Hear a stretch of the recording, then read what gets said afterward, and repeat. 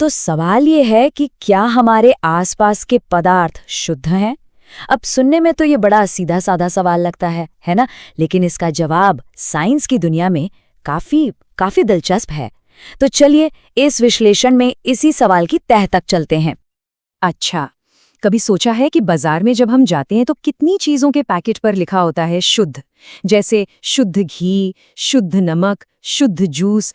हम सब यही मानकर चलते हैं कि भाई इसमें कोई मिलावट नहीं है। पर सवाल ये है, क्या एक वैज्ञानिक की नजर में भी ये चीजें वाकई शुद्ध है?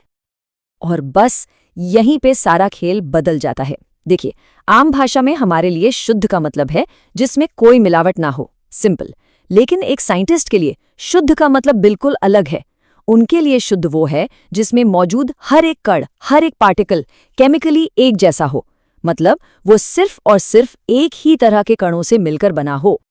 तो फिर इस साइंटिफिक नजरिए को और अच्छे से समझने के लिए हमें मैटर यानी पदार्थ की दुनिया को दो बड़े हिस्सों में बांटना होगा। पहला है मिश्रण और दूसरा है शुद्ध पदार्थ। चलिए अब जरा इसमें और गहराई से उतरते हैं। सबसे पहले बात करते हैं मिश्रण की, यानी मिक्सचर्स की। तो ये क्या होता है? जब दो या दो से ज्यादा शुद्ध पदार्थ आपस में सिर्फ फिजिकली मिल जाते हैं, मतलब केमिकली रिएक्ट नहीं करते, तो वो एक मिश्रण बनाते हैं। इसका सबसे बढ़िया एग्जाम्पल है दूध।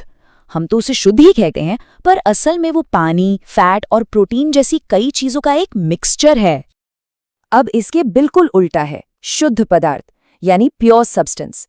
इसमें सिर्फ और सिर्फ एक ही तरह के कण होते हैं। हर कण का केमिकल नेचर बिल्कुल एक जैसा होता है, जैसे हमारा खाने वाला नमक यानी सोडियम क्लोराइड। इसका हर कण केमिकली सेम है। तो साइंटिफिकली देखा जाए तो नमक शुद्ध है, दूध नहीं।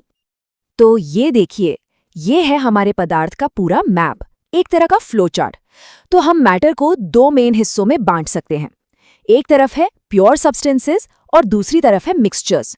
फिर प्योर सब्सटेंसेस भी आगे दो तरह के होते हैं, एलिमेंट्स और कंपाउंड्स। और मिक्सचर्स भी दो तरह के हैं, होमोजीनियस और हेट्रोजीनियस। बस यही है हमारा पूरा रोड मैप।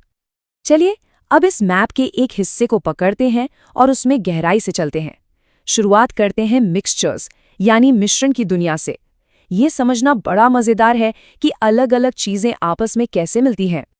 तो मिक्सचर्स में जो पहला बड़ा फर्क आता है वो है होमोजीनियस और हेट्रोजीनियस के बीच। होमोजीनियस मिक्सचर वो होता है जिसमें सब कुछ इतनी अच्छी तरह से घुल मिल जाता है कि अलग अलग चीजें देख ही नहीं सकते, जैसे पानी में नमक बिल्कुल एक जैसा दिखता है। और दूसरी तरफ है हेट्रोजीनियस मिक्सचर, जिसमें आपको चीजें साफ साफ अलग दिखती हैं। सबसे क्लासिक एग्जाम्पल पानी और तेल। लेकिन कहानी यही खत्म नहीं होती। मिक्सचर्स की इन दो बड़ी कैटेगरीज के अंदर भी असल में तीन मेन टाइप्स होते हैं जिन्हें समझना बहुत जरूरी है। ये हैं सॉल्यूशंस, सस्पेंशंस और कॉलॉइड्स।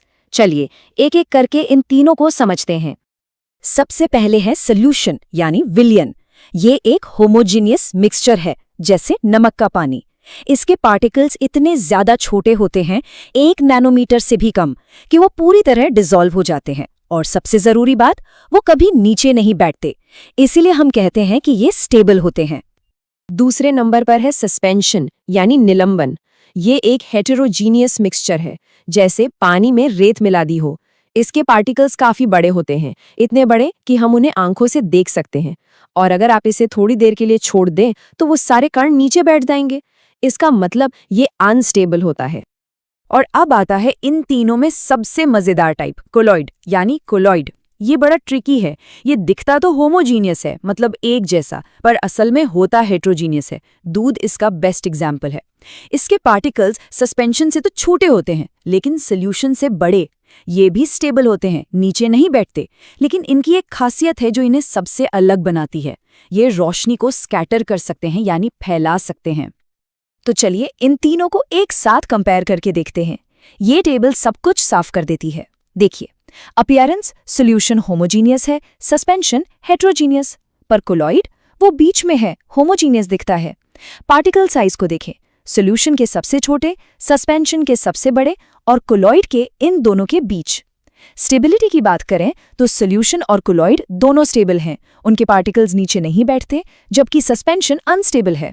और वो जो स्पेशल इफेक्ट मैंने बताया था, टिंडल इफेक्ट, वो सिर्फ सस्पेंशन और कोलॉइड दिखाते हैं, सॉल्यूशन नहीं।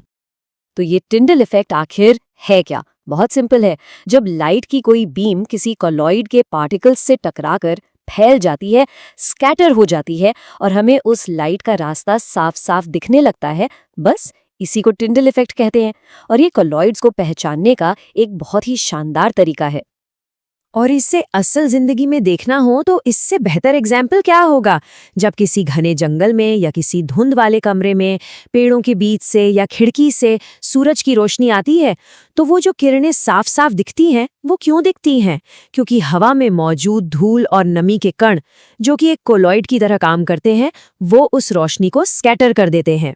ये प्रकृति में टिंडल इफेक्ट का एक खूबसूरत नज़ारा है। ठीक है, तो हमने मिक्सचर की दुनिया को तो काफी अच्छे से समझ लिया।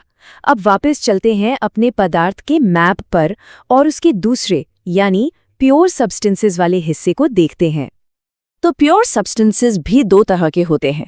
पहला है एलिमेंट यानी तत्व। ये मैटर का सबसे बेसिक, सबसे फंडामेंटल रूप है। इसे आप केमिकली और ज्यादा तोड़ नहीं सकते, जैसे लोहा, ऑक्सीजन, सोना। और दूसरा है कंपाउंड यानी यौगिक। ये तब बनता है जब दो या दो से ज्यादा एलिमेंट्स एक फिक्स्ड रेशियो में केमिकली जुड़कर कुछ बिल्कुल नया बना देते हैं, जैसे हाइड्रोजन और ऑक्सीजन मिलकर पानी H2O बनाते हैं। तो यहाँ पर मिक्सचर और कंपाउंड के बीच का फर्क समझना बहुत जरूरी है। इस टेबल को देखिए। कॉम्पोजिशन यानी बनावट। मिक्सचर में आप चीजों का अनुपात बदल सकते हैं, पर कंपाउंड में वो हमेशा फिक्स्ड रहता है। पानी हमेशा H2O ही होगा। प्रॉपर्टीज यानी गुण। मिक्सचर में मिली हुई चीजें अपने गुण नहीं खोती, लेकिन कंपाउंड बनने पर गुण बिल्कुल नए हो जाते हैं। और आखिर में सेपरेशन। मिक्सचर को आप फिजिकल तरीकों से अलग कर सकते हैं, पर कंपाउंड को तोड़ने के लिए आपको केमिकल रिएक्शन ही करना पड़ेगा। तो अब जब हम शुद्ध मिश्रण, तत्व और यौगिक का असली मतलब समझ चुके हैं, तो चलिए एक बार फिर अपने आसपास की दुनिया पर नजर डालते हैं। जिस हवा में हम सांस ले रहे हैं, जो पानी हम पी रहे हैं, हमारी कुर्सी, हमारे कपड़े, सोचिए इनमें साइंटिफिकली वाकई में शुद्ध हैं? शायद उतनी नहीं जितनी हम आज तक सोचते आए थे। सोचने वाली बात है ना?